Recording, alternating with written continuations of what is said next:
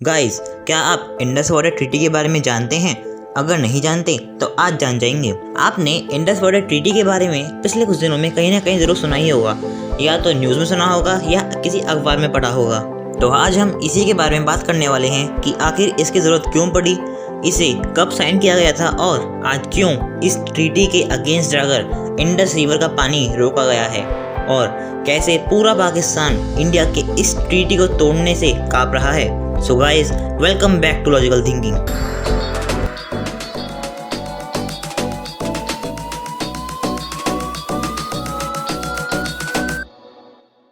तो गाइस, कहानी शुरू होती है 14 अगस्त 1947 से, जब पाकिस्तान इंडिया से अलग हुआ था और पार्टीशन के एक साल बाद भी पाकिस्तान को ये समझ आ गया कि पाकिस्तान में तो कोई independent source of fresh water है ही नहीं।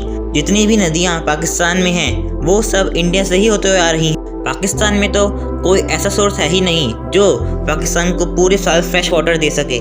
इस वजह से मई 1948 में इंडिया और पाकिस्तान के बीच एक समझौता हुआ कि इंडिया सफिशिएंट वाटर पाकिस्तान के कैनाल्स में रिलीज करेगा, जिसके बदले पाकिस्तान इंडिया को एनुअली पे करा करेगा। इस सॉल्यूशन को एक टेम्पररी सॉल्यूशन की तरह देखा गया, क्योंकि ऑब्वियसली ये एक परमानेंट सॉल्यूशन तो हो ही नहीं सकता। अब ऐसी कंडीशन में जब दोनों ही देशों को इंडस रिवर के पानी की बहुत ज़रूरत है, तो दोनों में ही नेगोशिएट करने को कोई तैयार नहीं था। पाकिस्तान ने इस मुद्दे को इंटरनेशनल कोर्ट ऑफ जस्टिस में ले जाने की सोची, पर इंडिया ने यह कहकर मना कर दिया कि इसका सॉल्यूशन दोनों देशों के पक्ष में होना चाहिए। फिर चीज़ें ऐसे ही चलती गईं। कई देशों ने इस प्रॉब्लम का सॉल्यूशन भी बताया, पर उसका कुछ फ़ायदा नहीं हुआ। फिर फाइनली 19 सितंबर 1960 को इंडिया और पाकिस्तान के बीच इंडस वाटर ट्रीटी साइन करी गई, जिसे वर्ल्ड बैंक ने अरेंज किया था। ये ट्रीटी इंडिया के प्राइम मिनिस्टर जवाहरलाल नेहरू और पाकिस्तान के प्रेसिडेंट आयूब खान ने साइन करी थी। इस ट्रीटी के हिसाब से इंडिया को ब्यास, रावी और सतलुज रिवर्स पर फुल कंट्रोल मिला और इंडस, चेनाब और झेलम पर कंट्रोल मिला पाकिस्तान को। ये 6 नदियाँ पाकिस्तान में मिल जाती हैं और जो नदी इन 6 के मिलने के बाद बनती है उसे इंडस ही कहते हैं। इंडस रिवर पूरे पाकिस्तान को कवर करते हुए अरेबियन सी में मिलती है। ये ट्रीटी वर्ल्ड की one of the most successful treaty थी, जो कि अप्रॉक्स 65 सालों तक दोनों देशों के बीच इतनी बड़ी बड़ी जंग होने के बाद भी नहीं तोड़ी गई। इन 65 सालों में 3 बड़ी वॉर्स हुई इन दोनों देश के बीच में। 1965 की वॉर, 1971 की वॉर और 1999 की वॉर, जिसे कारगिल वॉर भी कहते हैं। और जो छोटे मोटे अटैक्स हुए वो तो अलग, तब भी इंडस वाटर ट्रीटी नहीं तोड़ी गई। पर अब जो अटैक 22 अप्रैल 2025 को हुआ, जिसमें 28 मेल हिंदू टूरिस्ट को मार दिया गया पाकिस्तानी आतंकवादियों की तरफ से और करीब 20 टूरिस्ट घायल हुए। इस अटैक के बाद इंडियन गवर्नमेंट ने डायरेक्ट अटैक करने की जगह इंडस वाटर ट्रीटी को तोड़कर इंडस और साथ में बाकी नदियों का पानी रोककर, जैसे बिना वॉर के ही पाकिस्तान को हरा दिया हो। पाकिस्तान का जो इतना बड़ा पानी का सोर्स था वो लिटरली पूरे पाकिस्तान को कवर करता था, अब सूखा पड़ने वाला है।